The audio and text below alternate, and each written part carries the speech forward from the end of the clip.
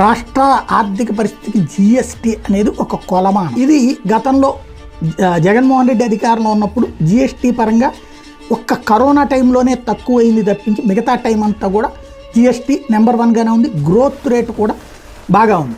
ఇప్పుడు ఈ ప్రభుత్వం అధికారంలోకి వచ్చిన తర్వాత సంక్షేమ పథకాలు అందుబాటులో లేకపోవడం వలన డబ్బులు స్పెండింగ్ తక్కువైంది.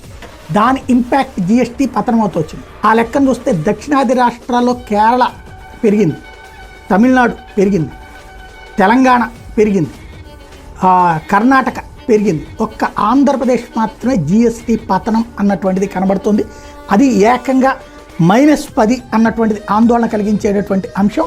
ఓవరాల్గా అయితే జిఎస్టీ పతనం అన్నటువంటిది సమీక్షించుకోవచ్చు. ఇదివరకు ఏంటంటే సంక్షేమ పథకాలు ఇవ్వడం వల్ల ఆ డబ్బులు తీసుకున్న వాళ్ళు ఎలక్ట్రానిక్ వెరైటీస్, బట్టలు కొనుక్కోవడమో, హోటల్కి ఖర్చు పెట్టడమో ఇట్లాంటి వాటి మీద వచ్చాయి. ఇప్పుడు ఆంధ్రాలో జిఎస్టీ అత్యధికంగా వస్తుంది ఏంటంటే మద్యం మీదనే.